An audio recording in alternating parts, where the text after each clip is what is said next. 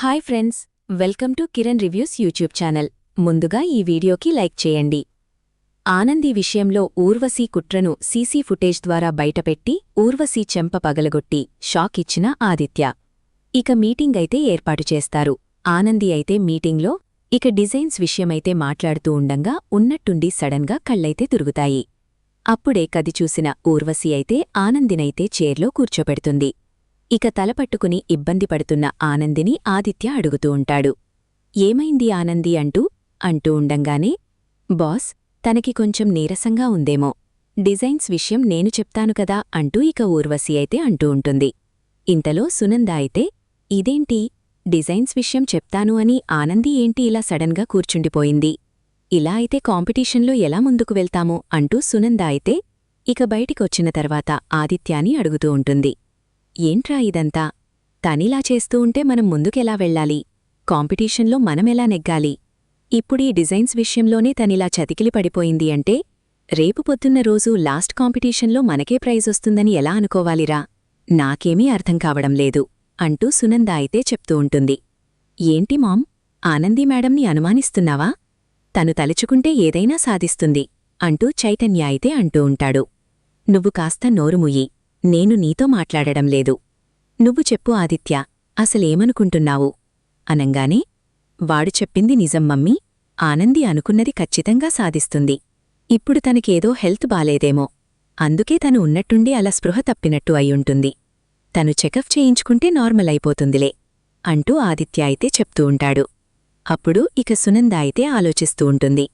ఆనంది విషయంలో ఆదిత్య చాలా కాన్ఫిడెంట్గా ఉంటున్నాడు, ఆనంది మీద చాలా నమ్మకమున్నవాడు. మరి ఈ విషయంలో నా మాటని ఎదిరించకుండా ఎందుకు దూరం చేసినట్టు, ఒకవేళ ఇప్పుడిప్పుడే తన మనసు మార్చుకుంటున్నాడా, అసలేం జరుగుతుందో అర్థం కావడం లేదే అంటూ ఆలోచిస్తూ ఉంటుంది ఇక సునంద అయితే. అప్పుడు ఇంతలో ఊర్వశీ అయితే, అమ్మయ్యా, నేననుకున్నది అనుకున్నట్టు సాధించాను. ఈరోజు డిజైన్స్ విషయంలో ఆనంది ప్రమేయం లేకుండా నా డిజైన్స్ అక్కడ పెట్టి బాస్ నన్ను మెచ్చుకునేలా చేశాను. తొందరలోనే ఆనందిని ఆఫీస్ నుంచి కూడా వెళ్ళిపోయేలా చేస్తాను. ఇక ఆనందిని శాశ్వతంగా ఆదిత్య జీవితంలోంచి దూరం చేస్తాను. ఆ ఇంటి పెద్ద కోడలుగా పెత్తనం నా చేతిలోకి తీసుకుంటాను. నేననుకున్నది అనుకున్నట్టు సాధిస్తే ఇక నా పుట్టినింటికి ఎలాంటి ఇబ్బంది ఉండదు. అప్పుడే నేను ఆనందంగా 150 కోట్ల ఆస్తికి వారసురాలనవ్వచ్చు. మెల్లిగా ఈ జీవన్ని కూడా ఏదో రకంగా తప్పించి ఆ చైతన్యాన్ని కూడా ఇంట్లోంచి వెళ్ళిపోయేలా చేస్తే ఇక ఆ సామ్రాజ్యం మొత్తం నాదే అవుతుంది.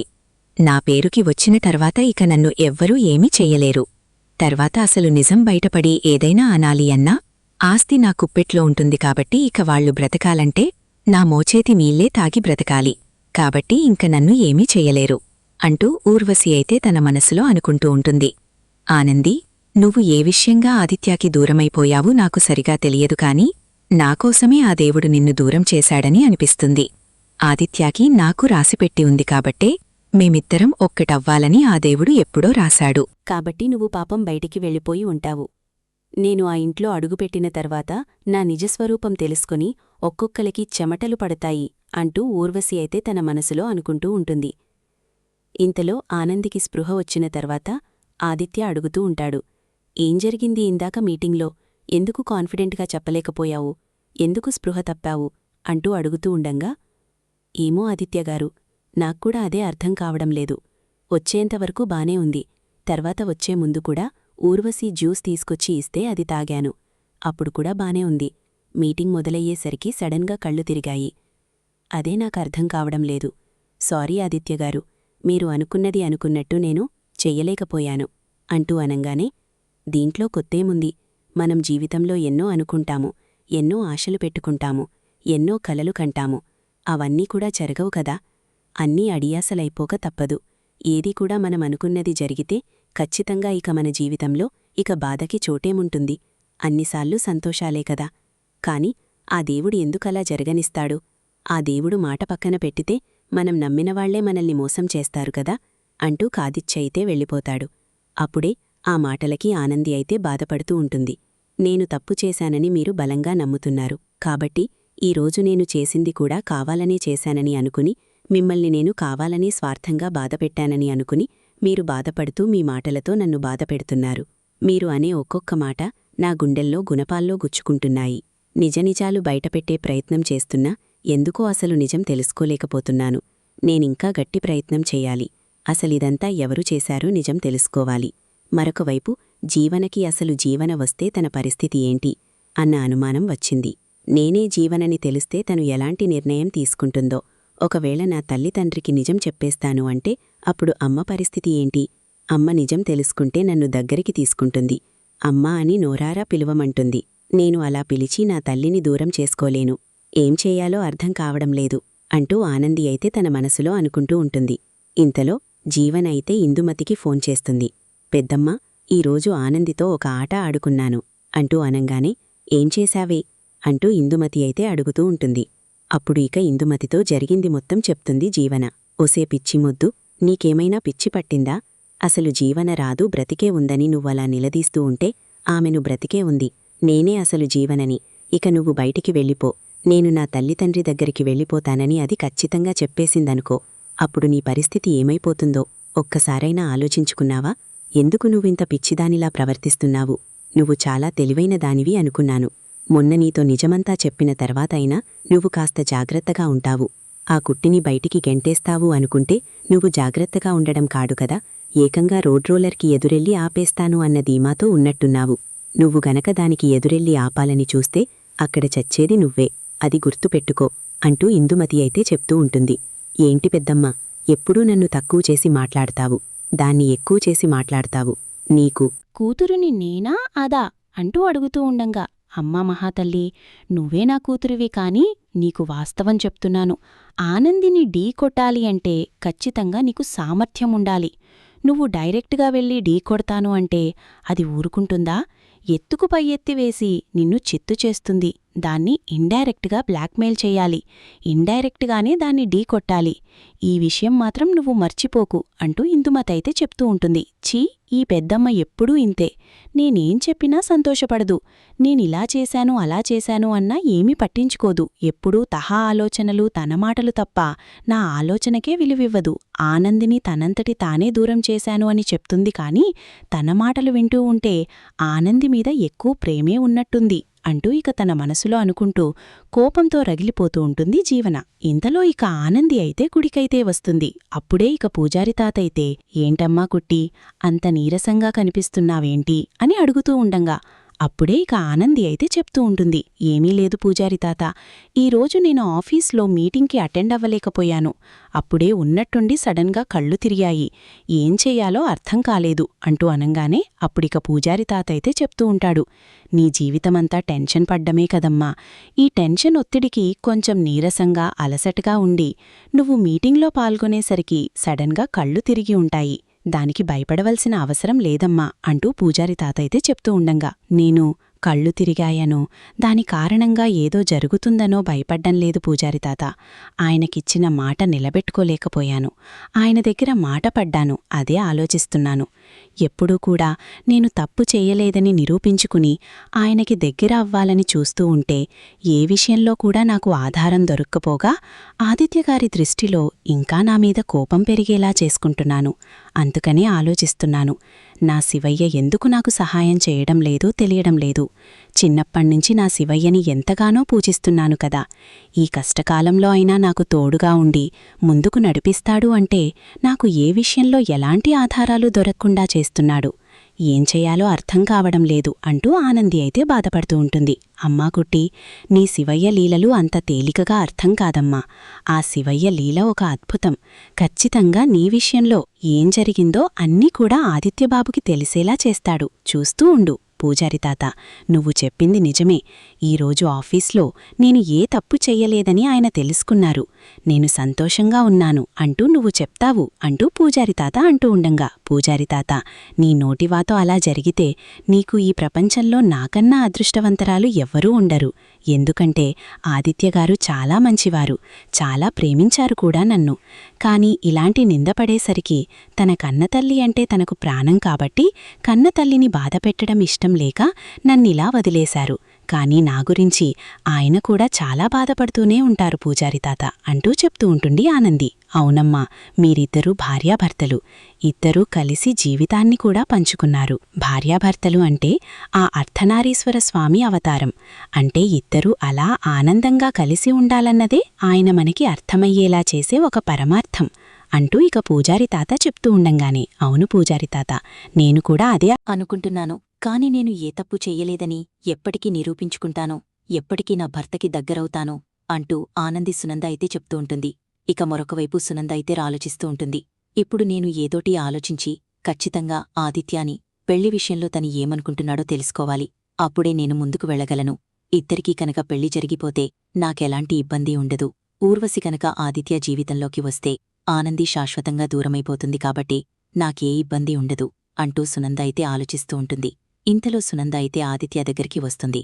ఆది, నేన్నీతో మాట్లాడాలి అని అడిగేసరికి, ఏంటో చెప్పమ్మా అంటూ ఆదిత్య అయితే అడుగుతూ ఉంటాడు. ఏమీ లేదురా, ఆనంది ఇంకా నీ మనసులోనే ఉందా?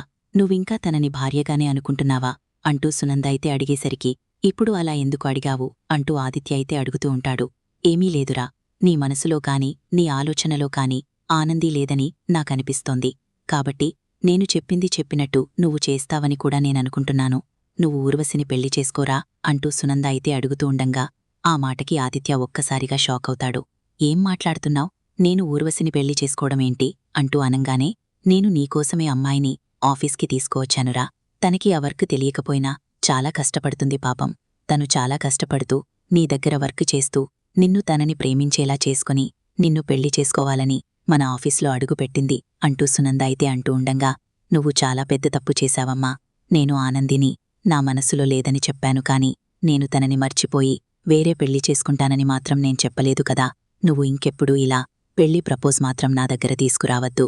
నీ పరువు పోయేలా చేసింది అని, నువ్వు బాగా బాధపడేలా చేసింది అని ఆనందిని వదిలేశాను తప్ప ఈ వంకతో మళ్ళీ పెళ్లి చేసుకొని నీ వేరొకరితో జీవితాన్ని పంచుకోవాలి అన్న ఉద్దేశం మాత్రం నాకు లేదు. ఈ విషయంలో నీ మాట కాదంటున్నందుకు నన్ను క్షమించు. కాని నేను మాత్రం పెళ్లి చేసుకోలేను అంటూ ఇక ఆదిత్య అయితే చెప్పేసరికి ఆ మాటకి ఇక సునంద అయితే ఒక్కసారిగా షాక్ అయిపోతుంది. ఇన్ని రోజులు ఆదిత్య నా గ్రిప్లోనే ఉన్నాడనుకున్నాను. నేను ఎలా ఆడిస్తే అలా ఆడతాడనుకున్నాను. కాని అదేదీ జరగలేదు. మరుసటి రోజు ఉదయాన్నే ఆనంది, ఆదిత్య ఇద్దరూ కూడా ఆఫీస్కైతే వెళ్తారు. ఇక అందరూ కూడా ఆఫీస్కైతే వస్తారు. ఇంతలో ఆదిత్య అయితే తన వర్కు చేస్తూ ఉండంగానే ఇంతలో అనుకోకుండా కొన్ని కారణాల వల్ల సీసీ ఫుటేజ్ అయితే చెక్ చేస్తూ ఉంటాడు. అప్పుడు ఇక ఊర్వశి జ్యూస్లో మొత్తం మందు కలపడం, అది ఆనందికి ఇవ్వడం, ఇదంతా ఆదిత్య చూసి ఒక్కసారిగా షాక్ అవుతాడు. ఇక ఆనంది జ్యూస్ తాగి లోపలికి వెళ్లిన తర్వాత ఇక ఊర్వశి అయితే సంతోషపడిపోతూ ఇక జిరాఫీకైతే ఫోన్ చేసి, ఒరే జిరాఫీ, నేను అనుకున్నది సాధించానురా. ఆనంది ఈ మత్తుమందు జ్యూస్ తాగి ఖచ్చితంగా వర్కేమీ చెయ్యలేదు. డిజైన్స్ గురించి ఎలాంటి వివరణ ఇవ్వలేదు. అప్పుడు ఆదిత్య దృష్టిలో తను దిగజరిపోతుంది. నేను ఆ డిజైన్స్ గురించి వివరణ ఇచ్చి ఆదిష్ట దృష్టిలో గొప్పగా నిలబడతాను అంటూ ఇక చెప్తూ ఉంటుంది ఊర్వశి. నువ్వు భలే సాధించావక్కా, నువ్వు అనుకున్నది సాధించాలి అంటూ ఉండంగానే అప్పుడే ఊర్వశి అయితే, సాధిస్తానురా ఈ డిజైన్స్ విషయంలో, అలాగే ఆదిత్యను పెళ్లి చేసుకునే విషయంలో ఆనందిని ఆదిత్యకి శాశ్వతంగా దూరం చేసి అప్పుడు నేను అనుకున్నది సాధిస్తాను. ఆదిత్య నా సొంతమయ్యేలా చేసుకుంటాను. ఆస్తి మొత్తం నా సొంతమయ్యేలా చేసుకుంటాను అంటూ ఇక ఫోన్లో అయితే మాట్లాడుతూ ఉంటుంది ఊర్వశి. ఇదంతా సీసీ ఫుటేజ్ ద్వారా తెలుసుకున్న ఆదిత్య ఒక్కసారిగా షాక్ అవుతాడు. అంటే అమ్మాయి ఆస్తి కోసం, డబ్బు కోసమే ఈ ఆఫీస్లో జాయిన్ అయింది. అంతేకాదు, నన్ను, ఆనందిని శాశ్వతంగా దూరం చేయాలని కంకణం కట్టుకుంది. ఇప్పుడే ఈ విషయాన్ని అందరి ముందు బయటపెట్టి ఊర్వశికి బుద్ధి వచ్చేలా చేస్తాను అంటూ ఆదిత్య అయితే నిర్ణయించుకుంటాడు. అందర్నీ కూడా ఇక రమ్మని చెప్పడంతో అందరూ కూడా బయటకైతే వస్తారు. అప్పుడే ఇక సునంద అయితే అడుగుతూ ఉంటుంది. ఏమైందిరా, అందర్నీ ఎందుకు రమ్మన్నావు అంటూ అడగంగానే, మీ అందరికీ ఒక విషయం తెలియజేయాలి, ముఖ్యంగా ఊర్వశికి అంటూ అనంగానే ఆ మాటకి ఊర్వశికైతే ఏమీ అర్థంకాదు. ఏంటి బాస్, నాకేం తెలియజేయాలనుకుంటున్నారు ముఖ్యంగా అంటూ అందరికన్నా ఇంపార్టెంట్ నాకిచ్చారు అంటే నాకేదైనా గిఫ్ట్ ఇవ్వబోతున్నారా అంటూ ఊర్వశి అయితే అడుగుతూ ఉంటుంది. గిఫ్టే కదా ఇస్తాను అంటూ ఆదిత్య అయితే సీసీటీవీ ఫుటేజ్ అయితే ఓపెన్ చేస్తాడు. ఇక సీసీటీవీలో అయితే ఊర్వశి ఫోన్లో మాట్లాడినవి ఇవన్నీ కూడా బయటపడిపోవడంతో అందరూ షాకై చూస్తూ ఉంటారు. అప్పుడే ఆనందికి నిజం అర్థమవుతుంది. మీటింగ్ హాల్లో తను కళ్ళు తిరిగి కూర్చుని ఉండిపోవడానికి కారణం ఊర్వశి అని. ఊర్వశి చంపైతే పగలగొడుతుంది ఆనంది. అసలు నువ్వు మనిషివేనా? ఎందుకు ఇలా ప్రవర్తించావు? అంటూ ఆనంది అయితే నిలదీస్తూ ఉంటుంది. ఇదంతా చూసిన సునంద కూడా కోపంతో రగిలిపోతూ ఉంటుంది. బాస్, అది కాదు బాస్ అంటూ చెప్పబోతూ ఉండంగా అప్పుడే ఇక ఆదిత్య అయితే ఊర్వశి చంపైతే పగలగొడతాడు. ఏంటి నువ్వు చెప్పేది? నువ్వు నా జీవితంలోకి రావాలనుకుంటున్నావా? ఆస్తి మొత్తం నీ సొంతమైన తర్వాత నా కుటుంబం రోడ్డుపాలు అవ్వాలని చూస్తావా? అలాంటి నిన్ను నేను ఎలా క్షమిస్తాను అనుకున్నావు? నిన్ను ఎట్టి పరిస్థితిలో క్షమించను. ఆనంది విషయంలో నువ్వింత కుట్ర చేసిన తర్వాత నిన్నసలు వదిలిపెట్టేదే లేదు. ఆనందిని వేరే కారణాల వల్ల నేను దూరం చేసుకుని ఉండొచ్చు. అలాగని తనని ఎవరైనా ఇబ్బంది పెడితే మాత్రం నేను సహిస్తూ ఉండలేను. ఇప్పటికైనా నిజం తెలుసుకున్నావా మమ్మీ? నువ్వు తీసుకువచ్చిన ఈ ఊర్వశి నిజస్వరూపం ఎలాంటిదో ఇప్పటికైనా అర్థమైందా? నా అదృష్టం బాగుండి నీ ఒత్తిడితో ఈ పెళ్లి జరగకుండా తప్పించుకున్నాను కాబట్టి సరిపోయింది. ఇంకా ఈ పెళ్లి ప్రస్తావనే నువ్వు తీసుకురాలేదు కాబట్టి సరిపోయింది. ఒకవేళ నీ బలవంతం మీద ఈ ఊర్వశితో పెళ్లి జరిగుంటే నా జీవితం ఏమైపోయేది? అంతకే ఒక్కసారి ఆలోచించమ్మా. నువ్వు ఆలోచించే ప్రతి విషయం కూడా నీ సొంతంగా ఆలోచించి నిర్ణయం తీసుకో అంటూ ఆదిత్య అయితే సునందతో చెప్తూ ఉంటాడు. ఇంకెప్పుడూ నీ మొహం చూపించుకో, ఈ ఆఫీస్లో కూడా అడుగుపెట్టడానికి వీలులేదు అంటూ ఊర్వశికైతే ఆదిత్య ఊహించని షాక్ అయితే ఇస్తాడు.